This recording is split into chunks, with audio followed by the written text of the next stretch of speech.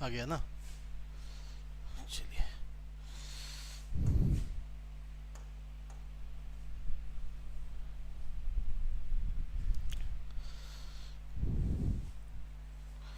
चलिए मानचित्र को पढ़ने से पहले हम लोग थोड़ा अक्षांश देशांतर को भी देख लेते हैं।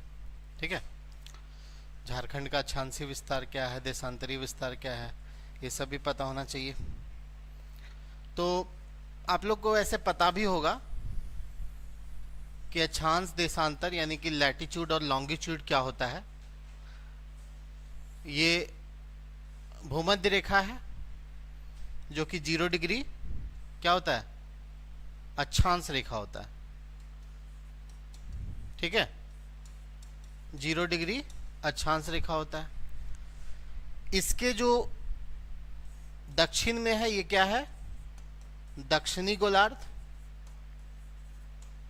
और ये हो गया आपका उत्तरी गोलार्ध। ठीक है, इसी में ये जो पैरेलल लाइन होती है, जो देखने में तो एक रेखा दिखती है लेकिन ये रेखा नहीं होती, क्या होती है, वृत्त होती है। ठीक है,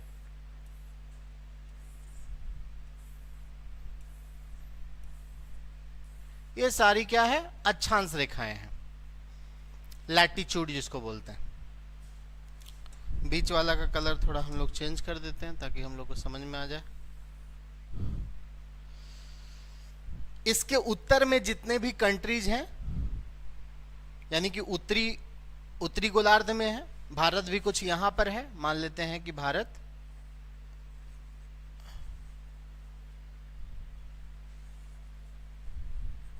यहां पर है। ठीक है,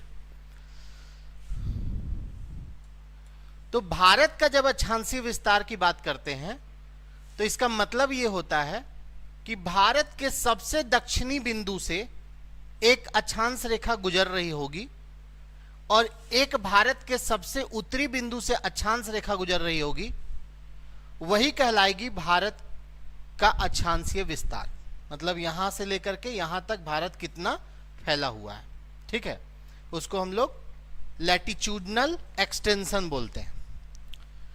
वही देशांतर रेखाएं भी है कुछ इस तरह से।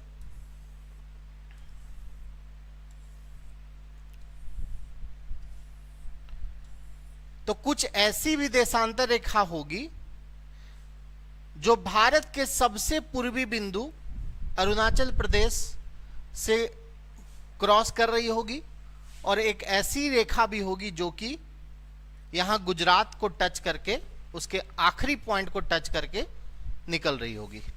तो उसको हम लोग क्या बोलते हैं, लॉन्गिट्यूडनल एक्सटेंशन यानी कि देशांतरीय विस्तार। तो इसी भारत में यहां पर हमारा झारखंड राज्य है। ठीक है, यहां पर हमारा झारखंड राज्य है। तो हम लोग झारखंड का भी अक्षांशीय और देशांतर विस्तार पढ़ते हैं। उसका मतलब वही हुआ कि झारखंड के सबसे दक्षिणी बिंदु जो कि पश्चिमी सिंहभूम में पड़ता है, वहां से एक रेखा गुजर रही होगी, और एक रेखा जो सबसे उत्तरी बिंदु जो कि साहेबगंज में पड़ता है वहां से गुजर रही होगी। उसके बीच का विस्तार हम लोग बोलेंगे झारखंड का अक्षांशीय विस्तार यानी झारखंड का लैटिट्यूडनल एक्सटेंशन। क्लियर है? सेम कंडीशन हम लोग देशांतर में भी देखेंगे। तो इस मैप से आपको समझ में आ गया। अब देखिए हम लोग झारखंड का एक मैप बना लेते हैं।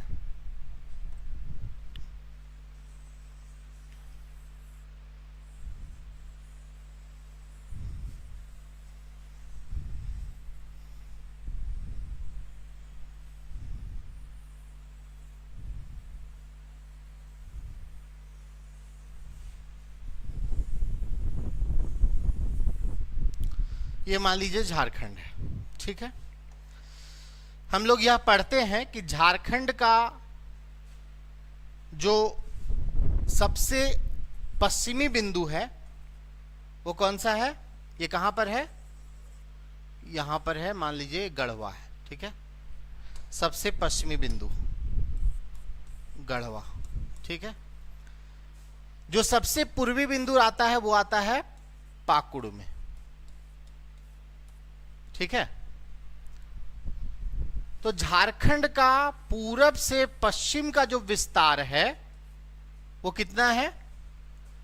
463 किलोमीटर। ठीक है, पूरब से पश्चिम का विस्तार कितना है? 463 किलोमीटर। झारखंड का जो सबसे उत्तरी बिंदु है वो यहां साहेबगंज में है, और सबसे दक्षिणी बिंदु जो है वो यहां पश्चिमी सिंहभूम में है। तो झारखंड का जो उत्तर से दक्षिण, यहां से हम ऐसे लिख ले रहे हैं, झारखंड का जो उत्तर से दक्षिण की जो लंबाई है वो कितनी है? 380 किलोमीटर। ठीक है, ये हो गया क्लियर। डिफरेंस भी पूछ देता है कई बार, तो डिफरेंस तो आप लोग खुद से कर सकते हो। 463 माइनस 380 कर देंगे तो कितना, मतलब लंबाई पूरब से पश्चिम की लंबाई उत्तर से दक्षिण की लंबाई से कितनी लंबी है, तो आप लोग को शायद याद भी होगा। बताइए कितना? 83। ठीक है, अब चलिए हम लोग अक्षांश देशांतर की ओर समझते हैं। अक्षांशीय विस्तार यानी कि कोई ऐसी रेखा होगी जो कि यहां पश्चिमी सिंहभूम के सबसे दक्षिणी छोर से छू करके निकल रही होगी। ठीक है, और एक ऐसी रेखा होगी जो यहां साहेबगंज के सबसे उत्तरी बिंदु को छू करके निकल रही होगी। ठीक है, तो ये वाली रेखा का क्या नाम है? बताइए बताइए। अक्षांशीय विस्तार पूछा जा रहा है। 21 degree 58 minute 10 second.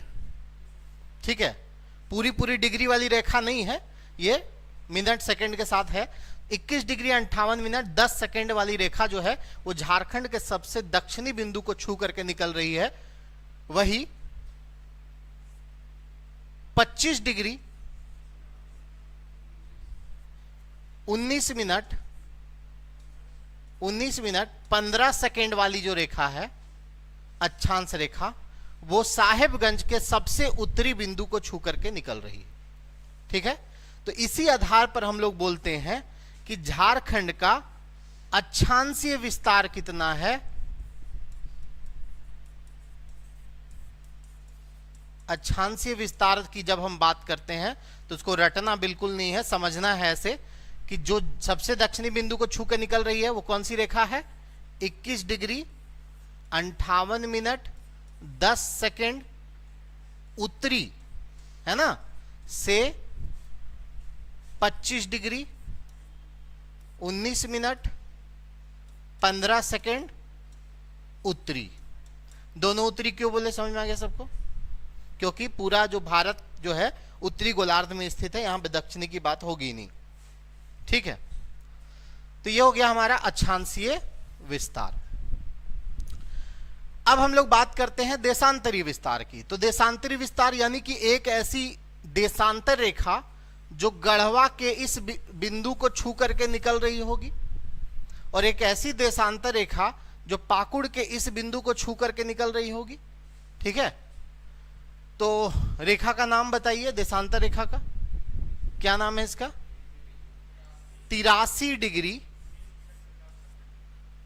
Degree 19 minute है, हाँ 19 मिनट 50 सेकेंड पूर्वी, है ना, क्योंकि पूरा पूर्वी गोलार्ध में भारत स्थित है, झारखंड भी स्थित है। 87 डिग्री 57 मिनट पूर्वी। ठीक है, यानी कि हम लोग जब हम देशांतरीय विस्तार की बात करते हैं, यानी लॉन्गिट्यूडनल एक्सटेंसर की बात करते हैं, देशांतरीय विस्तार,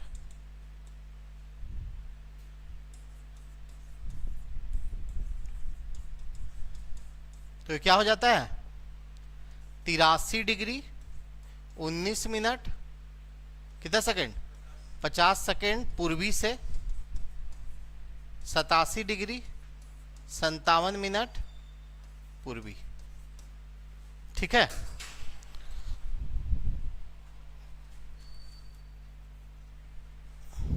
हो गया क्लियर? तो ये हो गया अक्षांशीय और देशांतरीय विस्तार।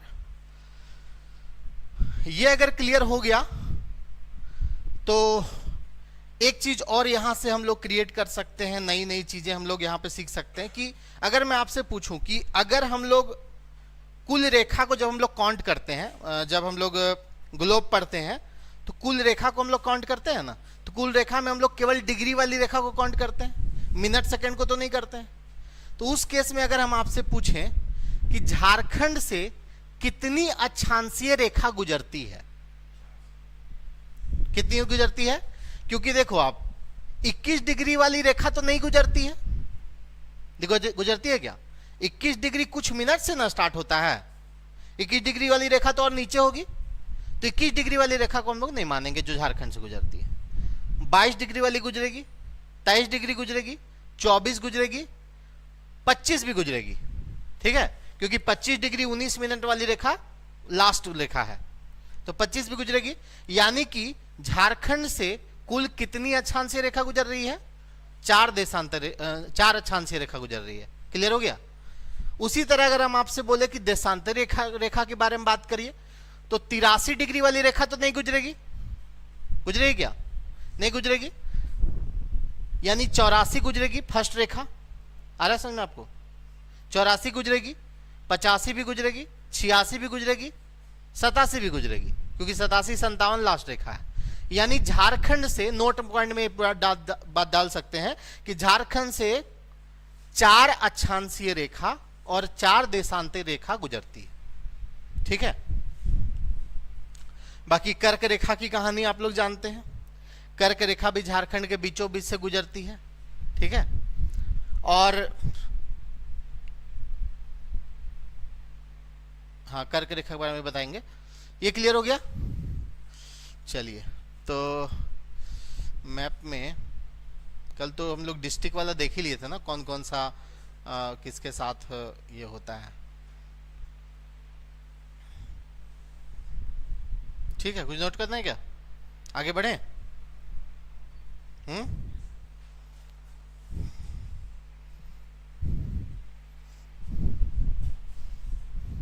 चलिए, यहां से कुछ कुछ चीजें और निकालते हैं। जैसे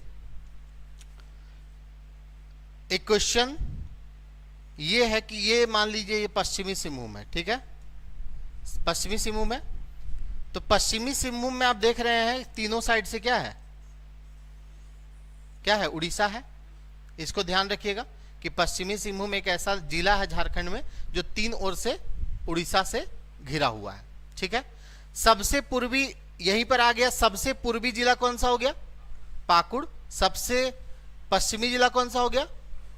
सबसे उत्तरी जिला कौन सा हो गया? सबसे दक्षिणी जिला कौन सा हो गया? पश्चिमी सिंहभूम हो गया, ठीक है। कल हम लोग सीमा वाला देख ही लिए थे।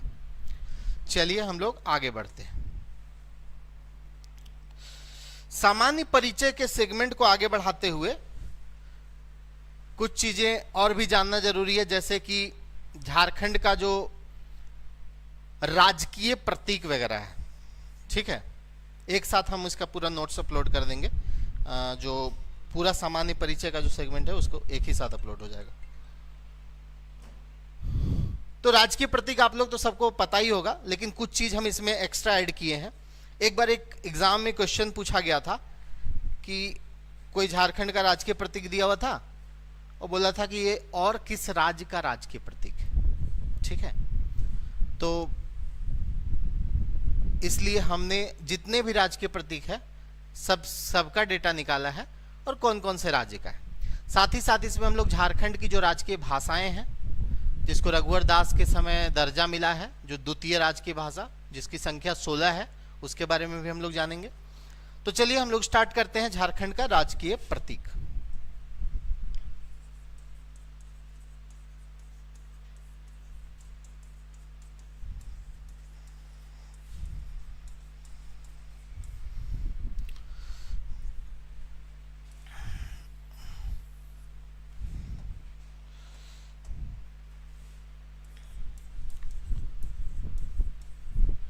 राजकीय पशु कौन सा है? हाथी है। इसका वैज्ञानिक नाम क्या है? Elephas maximus. हाथी और किस किस राज्य का राजकीय पशु है? केरल और कर्नाटक। ठीक है, केरल और कर्नाटक।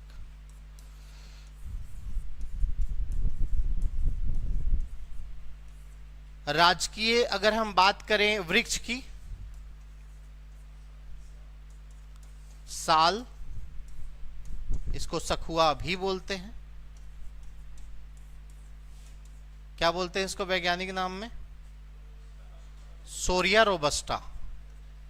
सोरिया रोबस्टा। सोरिया रोबस्टा। ये और किस राज्य का राजकीय वृक्ष है पता है क्या आप लोग को? झारखंड के अलावा?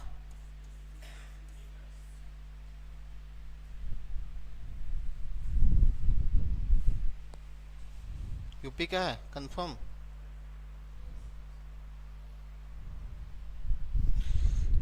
एक छत्तीसगढ़ के साथ हमारा कौन कौन सा ये हो रहा है? एक छत्तीसगढ़ का भी कोई राजकीय प्रतीक है जो झारखंड का भी है। ये छत्तीसगढ़ का, यूपी का नहीं है। यूपी का आपका कौन सा? पलास है। ठीक है,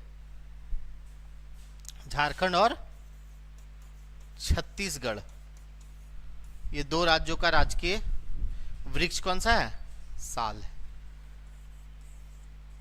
राजकीय फूल की बात करें, पुष्प की बात करें, पलास। ठीक है, पलास को क्या बोलते हैं? Butea monosperma.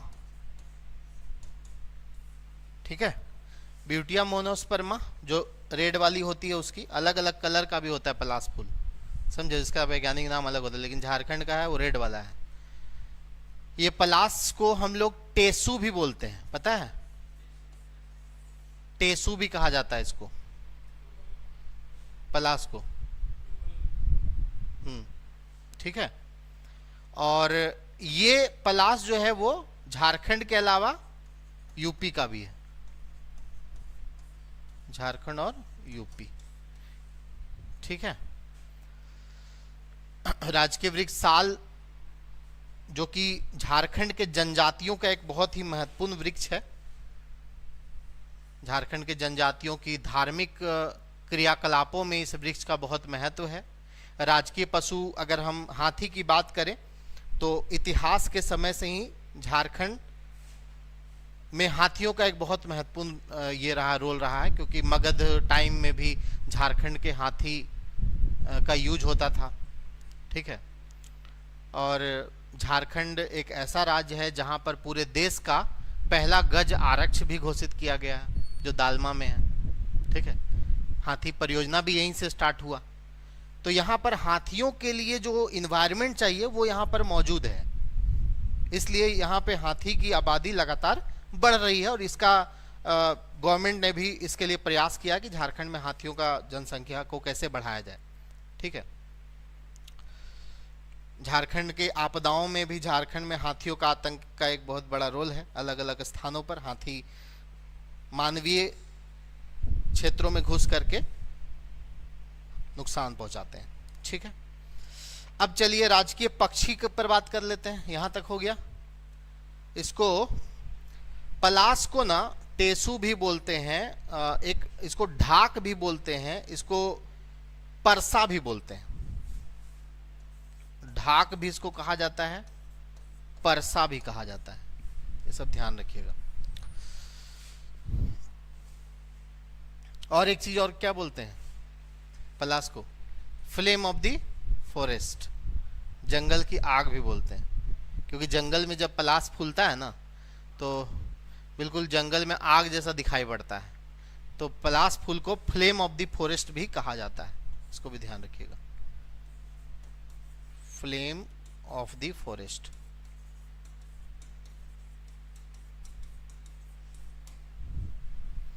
ठीक है,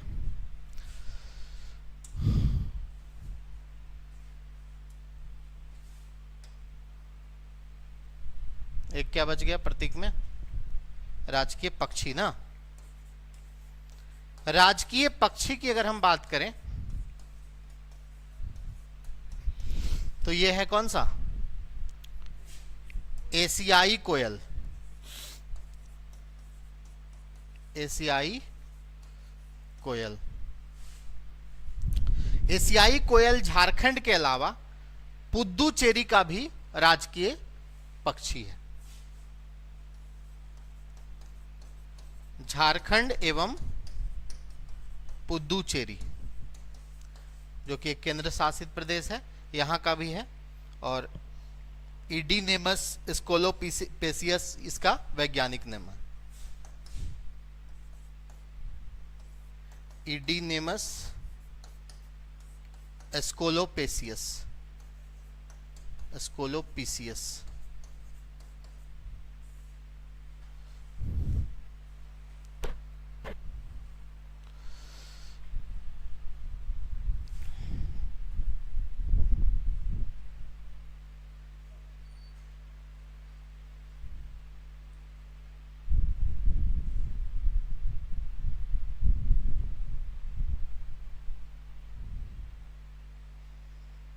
हो गया, तो ये राजकीय प्रतीक हम लोग देख लिए, भाषा भी देख लेते हैं। और अभी जो राजकीय हमारा जो चिन्ह है झारखंड का, ठीक है, उसको विमोचन जो हुआ था वो हुआ था कब पता है, 14 अगस्त 2020 को हुआ विमोचन, और आधिकारिक तौर पर 15 अगस्त 2020 से नया लोगो जो झारखंड का है उसको स्वीकार किया गया। ठीक है, उस लोगो के कलर में अगर आप देखिएगा तो मुख्यतः 2 कलर ज्यादा दिखता है। कौन सा, ग्रीन एंड व्हाइट दिखता है, उसमें पलाश का फूल भी है, उसमें एक सोरा चित्रकारी भी है जो कि झारखंड की चित्रकारी नहीं है, वो एक जनजातीय चित्रकारी है जो मुख्यतः उड़ीसा में प्रसिद्ध है। ठीक है, और हाथी भी है, 24 हाथी है, 24 पलाश है, 24 जोड़ा आपका वो नृत्य करते हुए जो कलाकारी दिया हुआ है। ठीक है, 7 इस तरह का गोला है, 60 छोटे छोटे पॉइंट्स है, बीच में अशोक स्तंभ है। बीच का जो अशोक स्तंभ है वो भारत के सहकारी संघवाद को इंडिकेट करता है कि राज्य और केंद्र के बीच में जो सहयोग होता है, सहकारी संघवाद जिसको हम लोग बोलते हैं, उसको इंडिकेट कर रहा है अशोक जो बीच में है। ठीक है, अशोक चक्र, अशोक चक्र ही है ना बीच में, कि अशोक स्तंभ है, अशोक स्तंभ है। पहले वाले में चक्र था, जो पुराना लोगो था उसमें चक्र था, अभी अशोक स्तंभ है। ठीक है,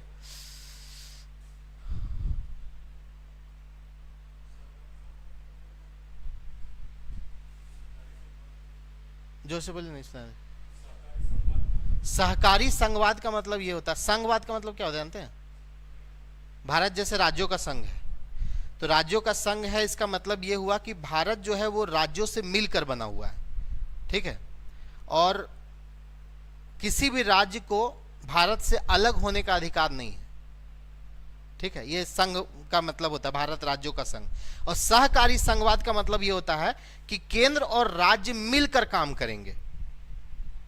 ठीक है, सहकारी संघवाद का ही मतलब होता है केंद्र और राज्य मिलकर काम करेंगे।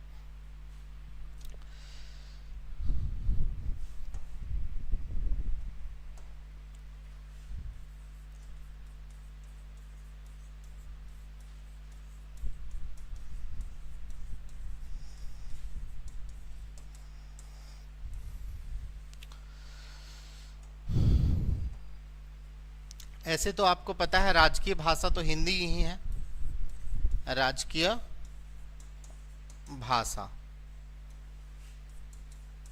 यानी कि झारखंड एक हिंदी भाषी राज्य है और राज्य की भाषा हिंदी है।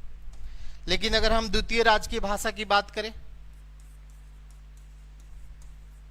द्वितीय राजकीय भाषा, द्वितीय राजकीय भाषा की बात करें तो इसकी संख्या कितनी है? 16। इसमें कुछ जनजातीय भाषा भी है, कुछ क्षेत्रीय भाषा भी है और कुछ वैसी भाषाएं हैं जो कि पड़ोसी राज्य की भाषाएं हैं, लेकिन वो हमारे बॉर्डर एरिया में पड़ने के कारण उसका प्रभाव झारखंड के क्षेत्र में पड़ा है, तो उस तरह से हम लोग डिवाइड कर सकते हैं। तो द्वितीय राज्य की भाषा में कौन कौन सा है? एक आपका उर्दू है, ठीक है, उर्दू हो गया। अगर हम जनजातीय भाषा की बात करें तो जनजातीय भाषा में कौन कौन सा भाषा? बोलिए बोलिए। एक तो आपका संथाली है जो झारखंड की सबसे बड़ी भाषा है, कह सकते हैं जनजातियों में। संथाली के बाद मुंडारी हो गया, ठीक है, कुड़ुक भी हो गया, कुड़ुक। आपका उरांव लोगों का कुड़ुक हो गया, एक हो गया, ठीक है। नागपुरी जनजातीय भाषा नहीं है, नागपुरी क्षेत्रीय भाषा, ठीक है, हो गया। और आपका हो गया एक खड़िया, ये हो गया कौन सी भाषा? जनजातीय भाषा, ठीक है। 6। इसके बाद कुछ ऐसी भाषाएं हैं जो क्षेत्रीय है। उर्दू को हम लोग इस हिसाब से नहीं बोलेंगे ना, हम लोग जैसे हिंदी को कैसे लेते हैं उसी तरह के लेंगे। हाँ, द्वितीय राज्य की भाषा, ठीक है।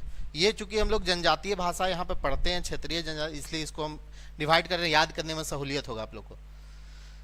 चूंकि मुख्य जो 5 जनजातियां हैं जिसकी आबादी सबसे ज्यादा है वो यही है कि नहीं? संथाली, उरांव, मुंडा, हो, खड़िया। अब क्षेत्रीय भाषाओं में हो गया खोरठा, नागपुरी, पंच परगनिया,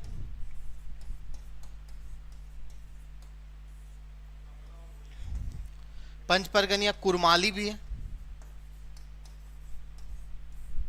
ठीक है, कुरमाली भी क्षेत्रीय भाषा है। कितना हो गया? 10 हुआ ना, 10।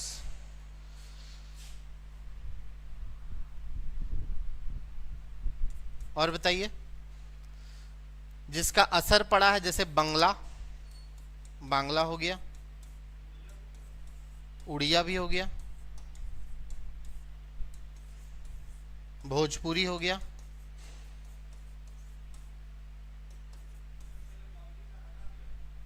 नहीं वो राजकीय भाषा से नहीं हटाया, बस एग्जाम से हटाया है। मैथिली हो गया, ठीक है, अंगिका हो गया, मगही हो गया। ये 16 द्वितीय राजकीय भाषा है, ठीक है। उर्दू, संथाली, मुंडारी, कुड़ुक, हो, खड़िया, खोरठा, नागपुरी, पंचपरगनिया, बंगला, उड़िया, भोजपुरी, मैथिली, अंगिका और मगही। उर्दू को क्षेत्रीय भाषा नहीं बोलेंगे, किसी क्षेत्र विशेष पे थोड़ी ना बोला जाता है वो। कौन? इसको बोल सकते हैं, इसको इसलिए बोल सकते हैं क्योंकि किसी क्षेत्र विशेष में ही बांग्ला बोला जाता है। अगर आप देखिएगा कि जितने भी एरिया जो बंगाल से सटे हुए हैं, जैसे जमशेदपुर में देख लीजिए, हाँ, जो भी बंगाल से सटे हुए हैं, तो एक तरह से वो उसी एरिया में बोला जाता है, तो क्षेत्रीय आप उसको बोल सकते हैं, ठीक है, उसका कोई दिक्कत नहीं है। आपका उड़ीसा से सटा हुआ जो एरिया, वहां पे उड़िया लोग बोलते हैं, ठीक है। आपका गोड्डा जिला में अंगिका बोला जाता है ना। आप देवघर साइड चले जाइए तो मैथिली बोला जाता है वहां पे। तो कहीं ना कहीं उसका असर पड़ा है, वो एक क्षेत्रीय असर है, एक तरह से कह सकते हैं।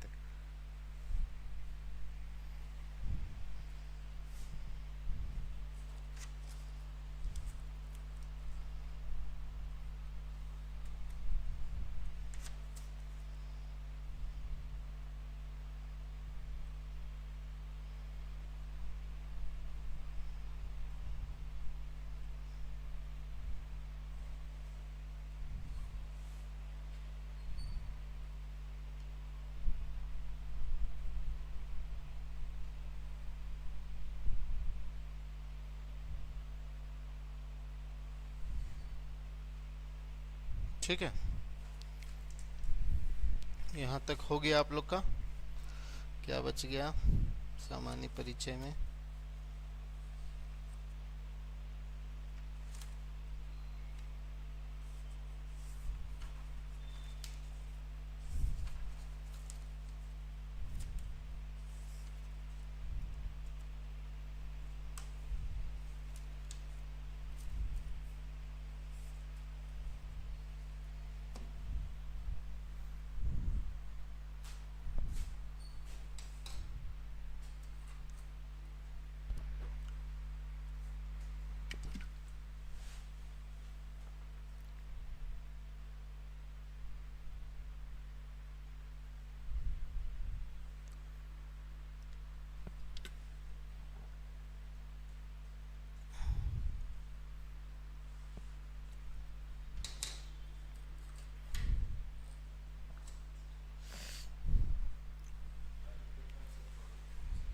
क्या दिक्कत है बताइए?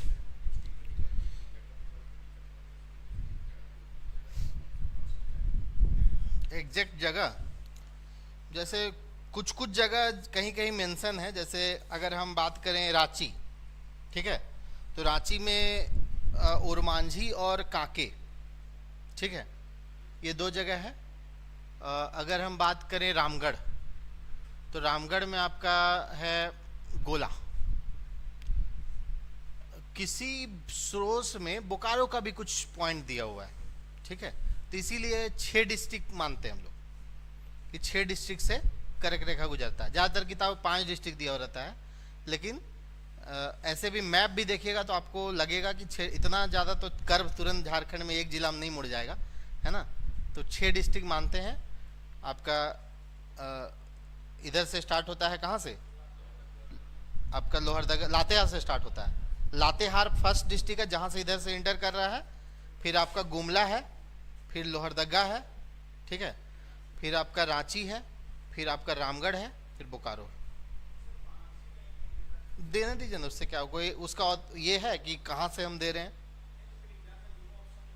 नहीं, वैसा होगा, वैसा प्रॉब्लम नहीं होगा। इस तरह के क्वेश्चंस में दोनों ऑप्शन रहने की संभावना बहुत कम है। जो आंसर रहेगा उस तरह का क्लोज आंसर एक ही रहता है, क्योंकि इस पर कुछ ऑथेंटिक कहीं से मतलब ये मिला नहीं है। और कुछ किताबों में, जैसे लूसेंट जैसी किताब जो है, वो जनरली कॉपी किया है बी बिरोतम की किताब को। लूसेंट को अगर देखिएगा आप, तो लूसेंट के जो कंटेंट है वो बिरोतम के कंटेंट से मिलते जुलते हैं। तो उस किताब में बोकारो के भी कुछ लोकेशंस का नाम दिया हुआ है, ठीक है। तो इसलिए बोकारो भी होगा। बोकारो को लोग ज़्यादातर किताब नहीं माना है, लेकिन बोकारो भी होगा। बाकी इस पर कुछ गवर्नमेंट की तरफ से तो कुछ ऐसा नहीं आया है। अब रह गया ऐतिहासिक परिचय। तो ऐतिहासिक परिचय में अगर हम बात करें,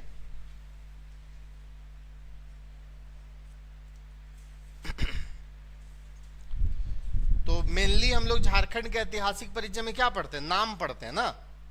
क्या पढ़ते हैं? झारखंड का नाम पढ़ते हैं।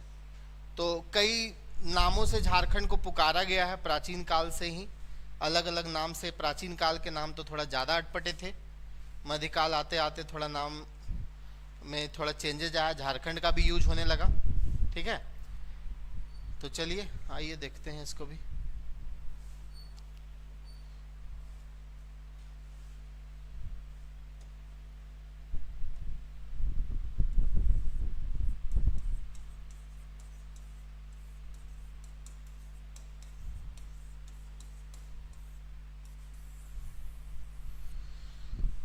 झारखंड का नामकरण। नामकरण में हम लोग सबसे पहले ये जानते हैं कि ये जो झारखंड क्षेत्र है, उसका सबसे पहले इस क्षेत्र की चर्चा किस ग्रंथ में मिली है। क्योंकि जब हम इतिहास पढ़ना शुरू करते हैं तो हम लोग देखते हैं पुरातात्विक और जो साहित्यिक स्रोत होते हैं। तो झारखंड की सर्वप्रथम जो चर्चा मिली है, झारखंड क्षेत्र का सर्वप्रथम उल्लेख झारखंड क्षेत्र का जो सर्वप्रथम उल्लेख मिलता है वो किस में मिलता है? ऐत्रेय ब्राह्मण में मिलता है।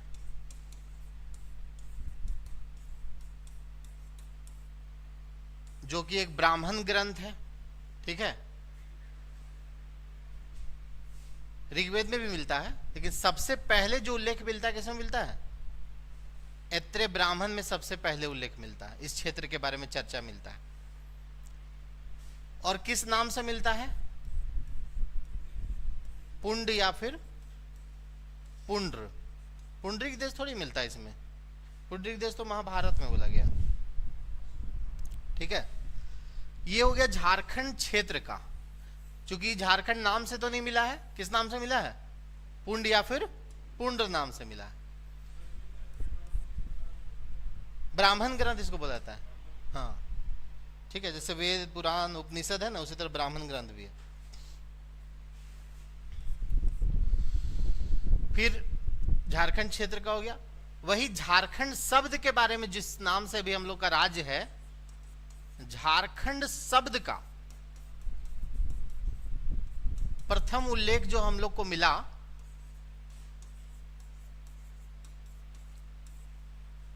वो मिला किसमें? 13वीं शताब्दी के एक ताम्र पत्र में मिला, ताम्र पत्र में, ठीक है। 13वीं शताब्दी के एक ताम्र पत्र में मिला है झारखंड शब्द का उल्लेख। वैसे झारखंड शब्द का उल्लेख मध्यकाल में मिलने के साथ ही बहुत सारी चीजों में झारखंड शब्द का उल्लेख किया गया है, और यही कारण है कि झारखंड शब्द का सबसे ज्यादा बार उल्लेख मिला है।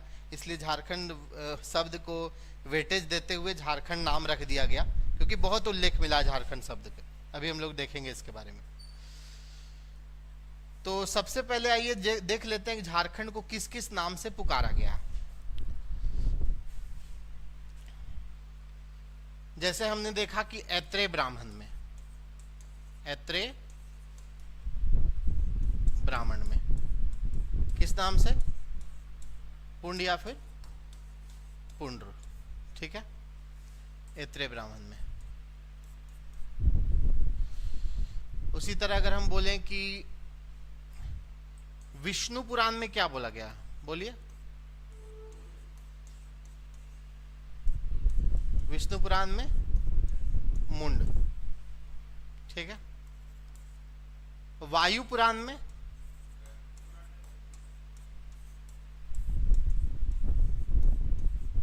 मुरंड कहा गया।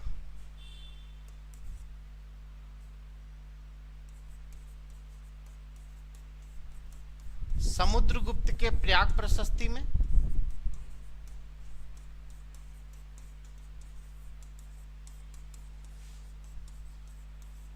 मुरुंड कहा गया।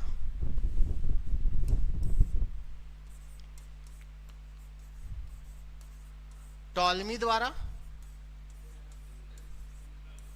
मुंडल कहा गया।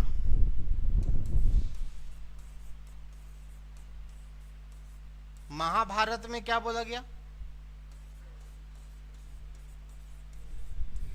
पुंडरिक देश या पशु भूमि कहा गया। महाभारत में पुंडरिक देश या पशु भूमि कहा गया। उसके अलावा ऋग्वेद में क्या कहा गया?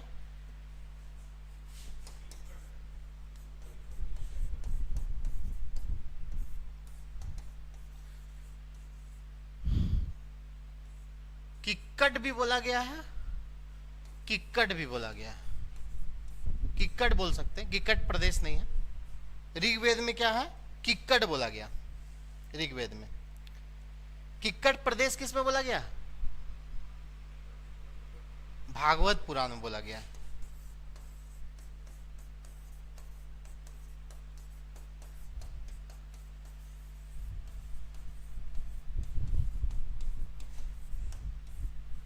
भागवत पुराण में बोला गया किक्कट प्रदेश, ऋग्वेद में बोला गया किक्कट। उसके अलावा वेदों में अगर हम बात करें तो अथर्ववेद में भी झारखंड क्षेत्र की चर्चा है। किस नाम से है? व्रात्य प्रदेश।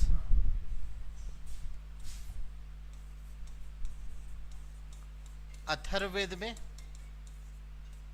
व्रात्य प्रदेश।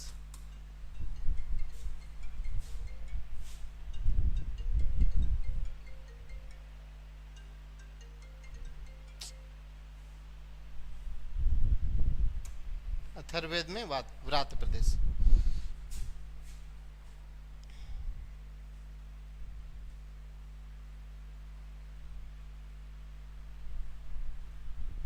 आप लिखे नहीं है क्या? अब आ जाइए थोड़ा सा इधर मध्यकाल में। तो मुगल के टाइम में ही एक जनरल कुकरा या खुखरा बोला गया। फिर तुजुक के जहांगीरी में, जो वो भी मुगल टाइम ही है, उसमें आपका खोखरा बोला गया। ठीक है। और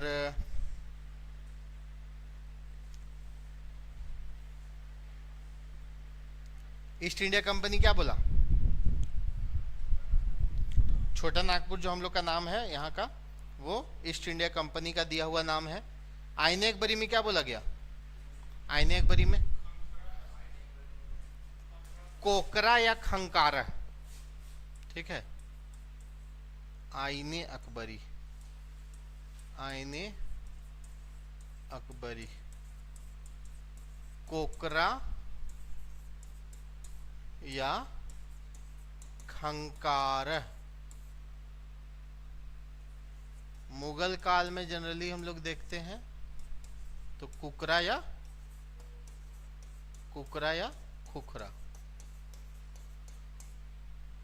ठीक है। तुजु के जहांगीरी में क्या बोला गया? खोखरा। तुजु के जहांगीरी में खोखरा।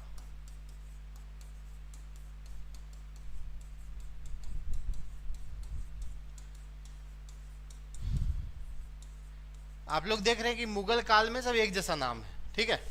आईने अकबरी में कोकरा खंकारा, मुगल काल में कुकरा खुखरा, तुजु के जहांगीरी में खोखरा। ये एक जैसा नाम सब मुगल काल का है। अब आ जाइए झारखंड। ठीक है। वैसे एक चीनी यात्री फाहियान आया था, वो कुकुड लाड बोला था। छोटा नागपुर क्षेत्र को कुकुड लाड बोला था। एक आया था चीनी यात्री हेन सांग, वो क्या बोला था? हाँ, किलो सूखा लाना बोला था। किलो सूखा लाना। तो ये अलग अलग नामों से झारखंड क्षेत्र को पुकारा गया है प्राचीन काल से मध्यकाल तक।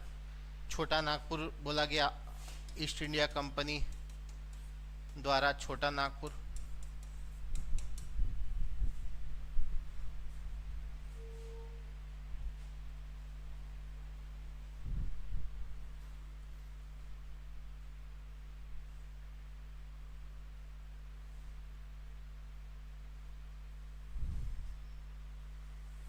ठीक। आइए हम लोग झारखंड शब्द के बारे में देख लेते हैं। वैसे झारखंड के अलग अलग जो शहर हैं उसके भी पहले नाम कुछ और थे। जैसे पलामू का पालूनगढ़ था। ठीक है। लोहरदगा का लोहागढ़ था। रांची का किशुनपुर था। एक समय बिल्किंसनगंज भी था।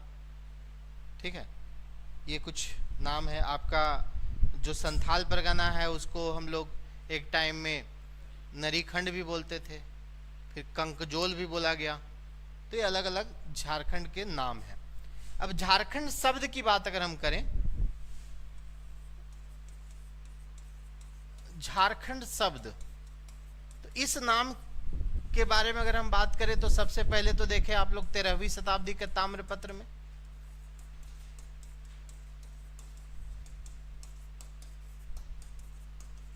तेरहवीं शताब्दी का ताम्रपत्र एक हो गया। फिर अकबरनामा है कि नहीं? अकबरनामा में भी झारखंड है। कबीरदास के ग्रंथ में, कबीरदास के ग्रंथ में। फिर आपका मलिक मोहम्मद जायसी, मलिक मोहम्मद जायसी के ग्रंथ में। हाँ, पद्मावत में। गुलाम हुसैन के ग्रंथ में, गुलाम हुसैन के ग्रंथों में झारखंड कहा गया है। फिर आपका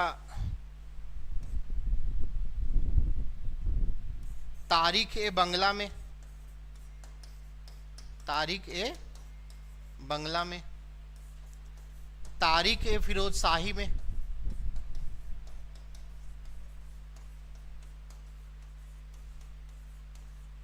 तारीख ए फिरोज शाही में भी कहा गया है। फिर आपका सियार उल मुतखरीन में,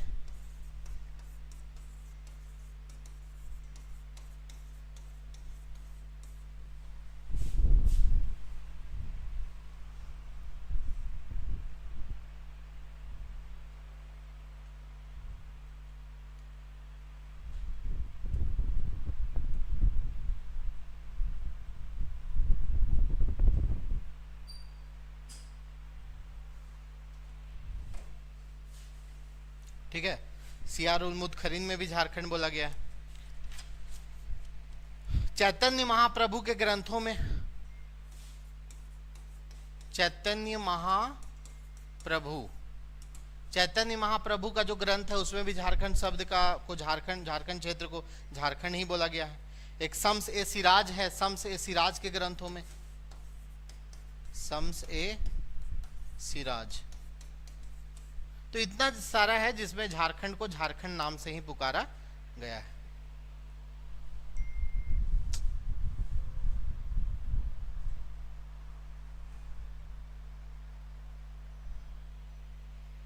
ठीक है,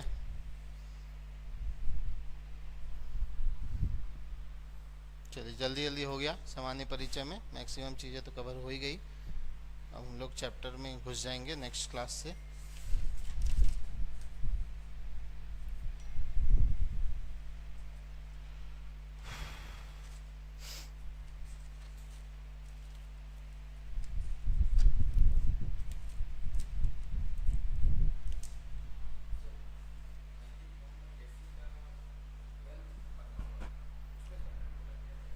उसमें इस क्षेत्र के बारे में झारखंड शब्द की चर्चा है।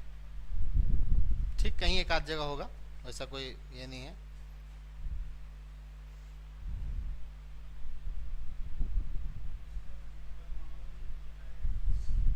क्या बोले? हाँ, उसी में उसी में।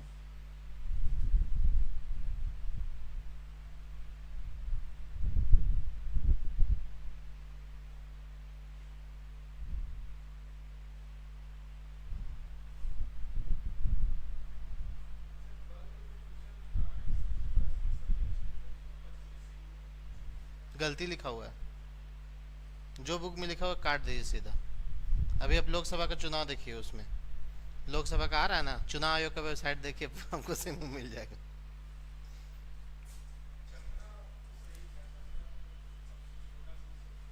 बात है पश्चिमी सिंहभूम नाम का कोई लोकसभा क्षेत्र है ही नहीं, तो फिर बुक में दे दिया तो कैसे मान लीजिएगा। गलती से मिस्टेक थोड़ा बहुत हो गया है, टाइपिंग मिस्टेक बुक्स वगैरह में, उसको उतना ज़्यादा गंभीरता से नहीं लेना है, मिस्टेक हो जाता है।